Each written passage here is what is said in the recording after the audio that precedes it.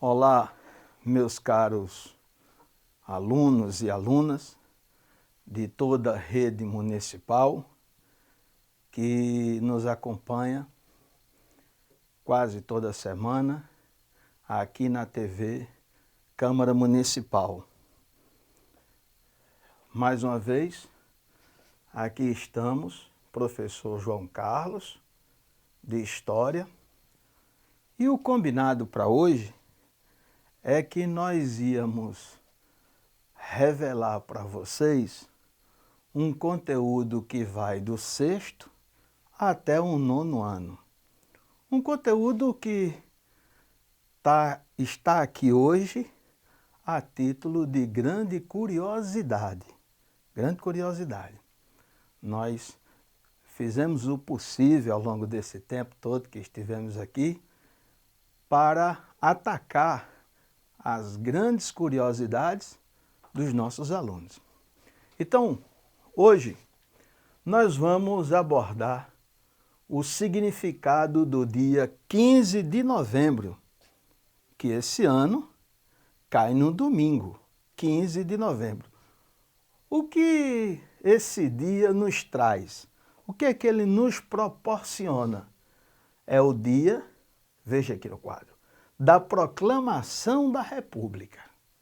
Enfim, o Brasil, no 15 de novembro de 1889, 1889, finzinho do século XIX, enfim, o Brasil proclamava a República.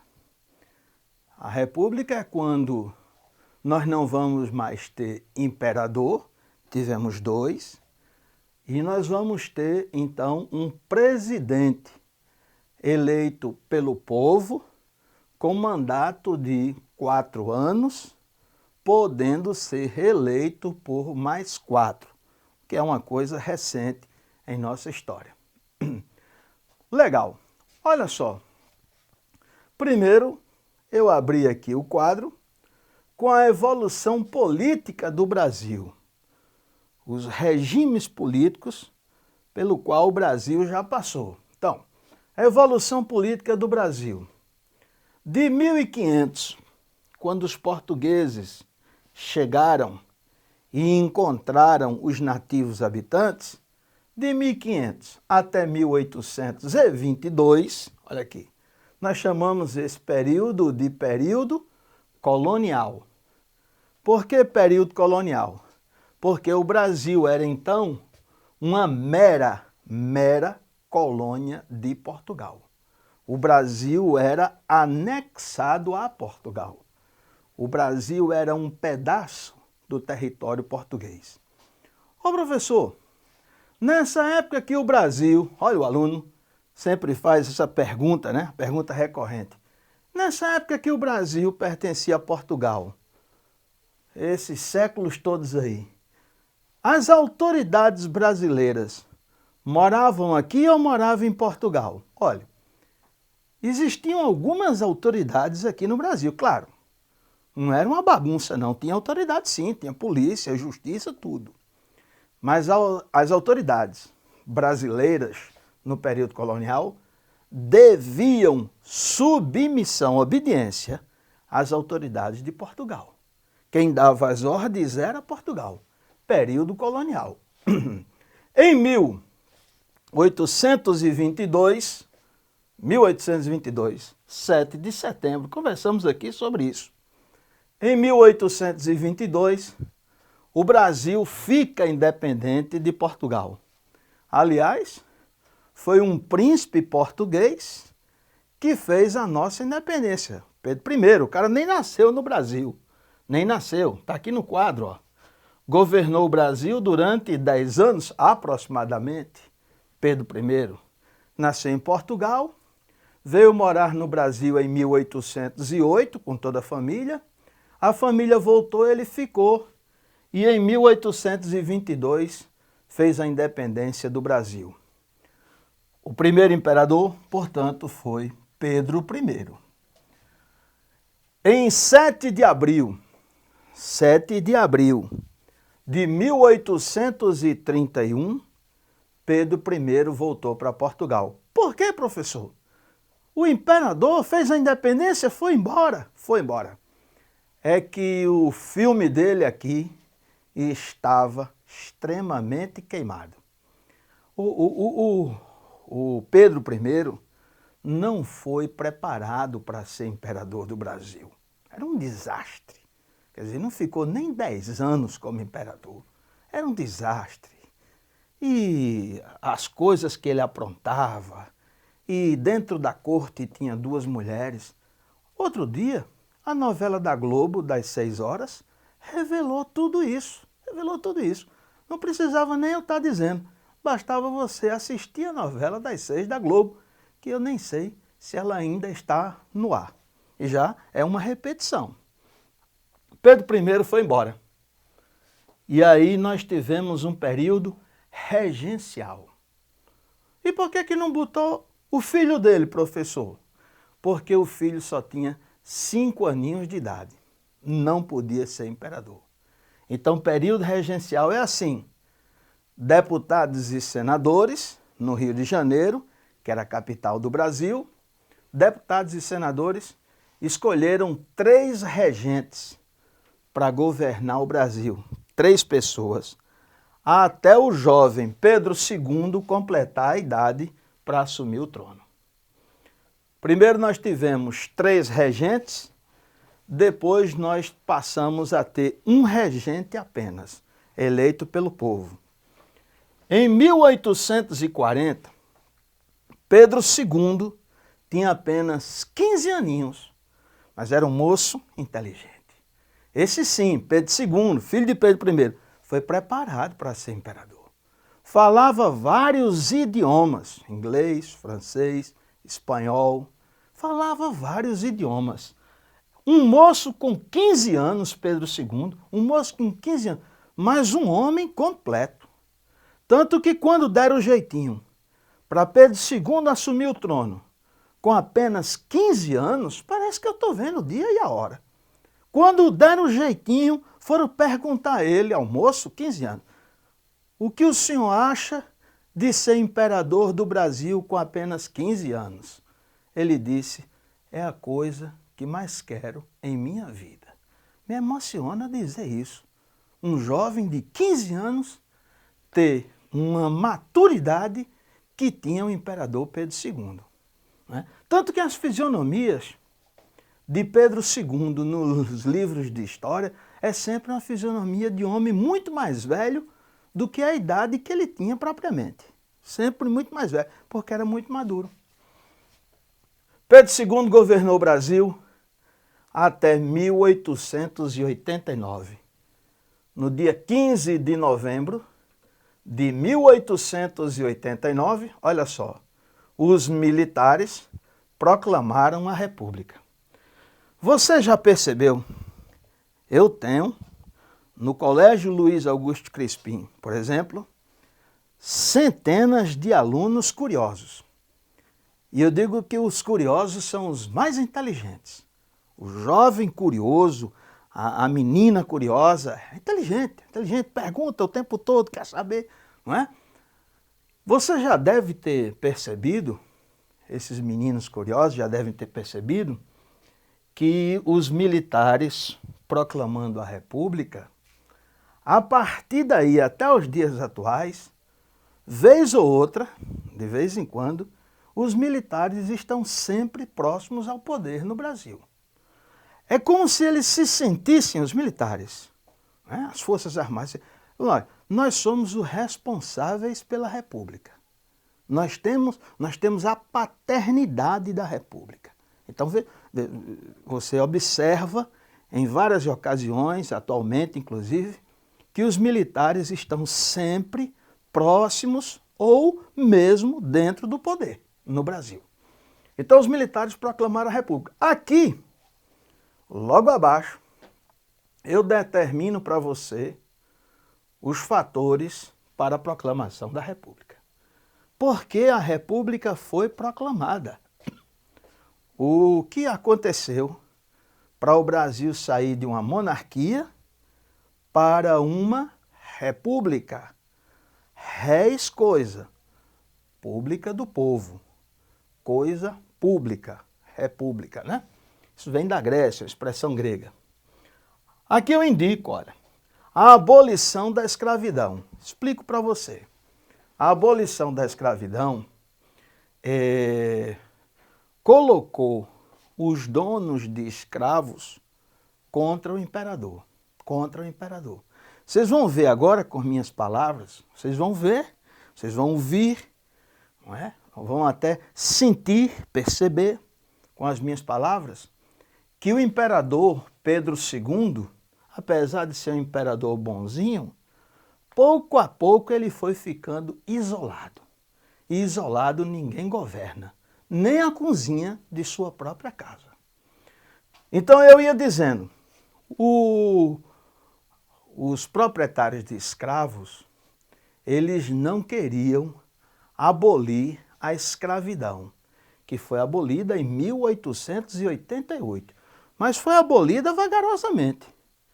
Por que vagarosamente? Porque o imperador tinha medo dos proprietários de escravos. Os proprietários de escravos eram homens poderosos. E quando o imperador, aliás sua filha, acabou a escravidão no Brasil, os proprietários de escravos, furiosos, mandaram um recado ao imperador. A partir de hoje, nós vamos defender a proclamação da República e o seu retorno, imperador, para Portugal. O imperador recebeu esse recado. Porque é o seguinte, veja só você uma coisa, não é? Esse lápis pertence a um aluno da minha sala. Esse lápis pertence a um aluno. Eu peço o lápis e pergunto ao aluno, quanto custou? Ele diz, R$2, eu pago. O aluno não fica com raiva, porque eu paguei. Mas com os escravos foi diferente. O imperador acabou a escravidão, tirou a riqueza dos donos de escravos, os próprios escravos, e não pagou nada, não indenizou os donos de escravos. Esses donos de escravos ficaram furiosos, porque perderam um bem precioso e não foram indenizados por isso. Tá certo? Legal. Veja, o imperador ficando isolado. Na letra B, aqui em vermelho, a divulgação das ideias republicanas.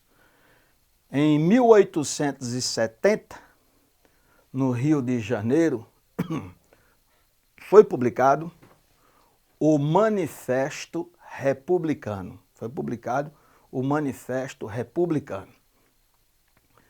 Esse manifesto foi assinado, o manifesto, pessoal, é uma espécie de abaixo-assinado, manifesto. É um abaixo-assinado. Então foi o manifesto assinado por várias personalidades da política, da economia, da sociedade, várias personalidades. E rapidamente essas ideias se difundiram, se espalharam, foram divulgadas por todo o país, por todo o Brasil. Em 1873, na cidade de Itu, São Paulo, foi criado o Partido Republicano Paulista. Quer dizer, aí você tem já uma sociedade, principalmente nas cidades maiores do Brasil, onde haviam muitas escolas, onde possuíam muitas universidades, né? Mais um número maior de universidades. Nesses locais, a população mais consciente queria ver em definitivo a proclamação da República no Brasil. Então, o Manifesto Republicano foi de grande importância para divulgar as ideias republicanas no Brasil, isolando o imperador cada vez mais. Eu escrevi aqui na letra C, repare só, na letra C, discordâncias do imperador com a Igreja Católica, muito poderosa. Já dissemos aqui em várias ocasiões.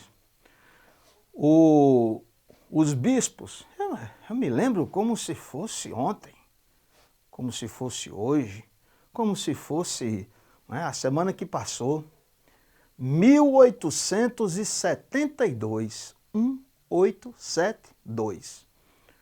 O bispo de Olinda e o bispo de Belém, os bispos, né? Olinda e Belém, eles afastaram da igreja alguns padres que pertenciam à maçonaria, que é um clube meio secreto, né? Parcialmente secreto. Os bispos, chefes da igreja, afastaram da igreja os padres maçons. Só que o imperador era maçom, ficou magoado com os bispos. O que fez o imperador? Pressionado pelos maçons, o imperador mandou prender os bispos, os chefes da igreja, em Olinda, aqui pertinho, em Belém do Pará. Mandou prender e os condenou a 4 anos de cadeia. Olha só, uma confusão do imperador, uma encrenca desgraçada com a Igreja Católica. Se já não tinha mais apoio dos donos de escravos, se já não tinha apoio mais da sociedade que defendia a República, agora já não tinha mais o apoio da igreja. Vai contar com o apoio de quem mais, pelo amor de Deus? O imperador estava, de fato, se isolando. Né? E ele pressentia isso. Era um homem inteligente, eu disse isso aqui. Ele pressentia. Né? Tudo tem seu tempo. O Brasil foi o último país do continente americano a proclamar a República. Então, o processo e o projeto mesmo de proclamação da República era irreversível. O imperador sabia disso. Mas, ora, menos ora, o segundo imperador, Pedro II, teria que voltar para Portugal. Claro. Por fim, o fortalecimento dos militares. Na Guerra do Paraguai, 1865, 1865, 1870, na Guerra do Paraguai, os militares, eles se fortaleceram bastante, porque eles foram para a guerra, venceram a guerra, primeira guerra que o Brasil participou de fato. O exército brasileiro foi formado ao longo da guerra, nem exército tinha. E quem mais contribuiu para que o exército brasileiro vencesse a Guerra do Paraguai, guerra de 5 anos, um pouco mais de 5 anos, quem mais contribuiu para isso, para a vitória do Brasil na Guerra do Paraguai, foram os nossos escravos. Porque os brancos não tinham coragem de ir. E se um branco não quisesse ir, sendo convocado, ele enviava um escravo no seu lugar e dava mais 6.000 contos de réis ao exército. O branco dava uma grana e mandava um escravo no lugar dele. Então, quando os militares voltaram do Paraguai, os militares voltaram, por exemplo, participando de política. Os militares escreviam em jornais e revistas, opinando favorável ao fim da escravidão. Tá vendo? Os militares participando de política. Os militares exigiam, em jornais e revistas, melhores salários, mais estrutura, melhores armamentos. E o que era pior, de vez em quando, alguns ministros do imperador puniam oficiais militares com a prisão. Aí os militares foram ficando de saco e de paciência cheias com o imperador do Brasil. Muito bom. Agora preste atenção. Os donos de escravos já não apoiam o imperador, porque o imperador não os recompensou quando lhes tirou os escravos. A sociedade já não apoia o imperador. Em quase todo canto, todo mundo já era republicano. A igreja, muito poderosa, já não apoia o imperador. Por fim, os militares deixam o imperador, abandonam e eles próprios, num dia de domingo, por volta de 7 da noite, Dom Pedro II era o imperador, Dom Pedro II, essas coisas são tão ativas, né, na nossa memória, na memória do professor de História. Dom Pedro chegava da região serrana, tinha passado o final de semana na região serrana do Rio de Janeiro, Petrópolis, ele tinha casa lá, e quando retornava para casa, Dom Pedro II, com a família real, a primeira carruagem, tinha um monte de militar. esperando ele no palácio. Um montão assim. Inclusive um dos homens que ele mais queria bem, o Marechal Deodoro da Fonseca, que comandou a proclamação da República. Já pensou? O imperador percebeu rapidamente, homem inteligente, percebeu, estou fora, vão me tirar. E o Marechal Deodoro da Fonseca foi lá e disse ao imperador, o senhor tem até quarta-feira, de madrugada, para retirar-se com toda a família real do Brasil. Está proclamada a República. Agora, meu filho, que está me ouvindo, minha filha, quando chegou a segunda carruagem com a filha do imperador, a princesa Isabel, que era dessa mulher que você não segura não. Quando o Marechal Deodoro partiu na direção dela para dizer que tinha proclamado a República e que eles deveriam estar voltando, a família real, para Portugal, nossa, essa mulher disse cobras e lagartos. Olha, ela só não disse que o Deodoro da Fonseca, proclamador, primeiro presidente, ela só não disse que ele era feio, mas o resto de palavrão ela chamou. A mulher, ela não tinha medo de nada. Vixe Maria, não, você precisava ter visto, coisa de caso de polícia. Estava proclamada a República e a monarquia, o imperador e toda a família foi embora na passagem da terça para quarta-feira. A República foi proclamada no domingo. Eles foram embora de madrugada para evitar que houvesse resistência de alguém, do povo, em defesa da monarquia do imperador Pedro II. Então, para evitar, vocês vão embora na hora que todo mundo está dormindo. Melhor que seja assim. E assim foi. E até hoje, nós comemoramos no 15 de novembro a proclamação da República, que esse ano cai de novo no domingo, domingo de eleição. Futuramente voltaremos aqui para conversar um pouco mais sobre essas curiosidades da história. Um grande abraço a todos.